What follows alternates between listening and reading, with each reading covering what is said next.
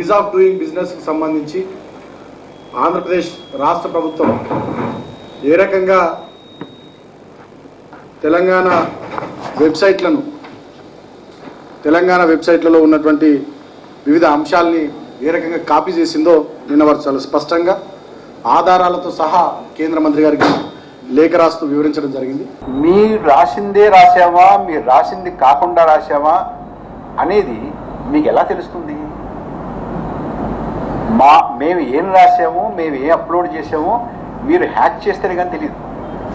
ఎందుకంటే ఇవి పోర్టల్లో బహిరంగంగా ఉండేటువంటివి కాదు. పోర్టల్లో బహిరంగంగా ఉండేటటువంటివి మామూలుగా ఆంధ్రప్రదేశ్ ఇండస్ట్రీస్, తెలంగాణ ఇండస్ట్రీస్ గురించి ఉంటుంది తప్ప మేము ఏం అప్లోడ్ చేసామో మేము అప్లోడ్ చేసిన దానికి ఏ సారూప్యత ఉందో సారూప్యత లేదు అనేది ఎలా తెలుస్తుందంటే మేము అప్లోడ్ చేసినటువంటి దాన్ని మీరు హ్యాక్ చేసి లోపలికి వెళ్ళి చూస్తేనే తెలుస్తుంది. అసలు మీరు ఈ అభియోగాలు చేయడానికి మీకు ఉన్నటువంటి ప్రమాణం ఏమిటి? తెలంగాణ ప్రభుత్వం లా డిపార్ట్మెంట్ కమర్షియల్ కోర్టులకు సంబంధించి ఆన్లైన్ ఫీజులు కట్టేటటువంటి విషయంలో ఉన్నటువంటి దాన్ని మేము ఈ రకంగా పెడితే దీన్ని మక్కి ఆంధ్రప్రదేశ్ ప్రభుత్వం మా ముఖ్యమంత్రి గారి ఫోటోను తీసివేసి, మా లా మినిస్టర్ గారి ఫోటోను తీసివేసి చాలా స్పష్టంగా వారి ఫోటోను మాత్రం పెట్టుకొని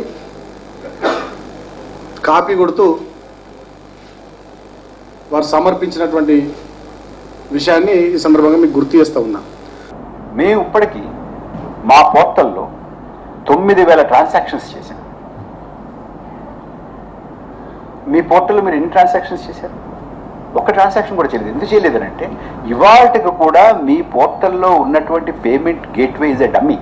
మరి నిజంగానే మీరు కాపీ కొట్టకపోయినట్లయితే తెలంగాణ ప్రభుత్వం కేసు పెట్టింది, సైబర్ క్రైమ్ పోలీసులు ఇన్వెస్టిగేట్ చేస్తూ ఉన్నారు.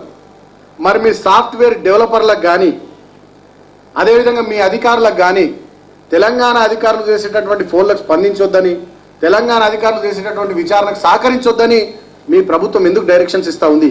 మీరే తప్పు చేయకపోయినట్టయితే మరి ఆ విచారణకు మీరు ఎందుకు సహకరించడం లేదు? ఇటువంటి చవకబారు tricks, cheap tricks, please don't do it.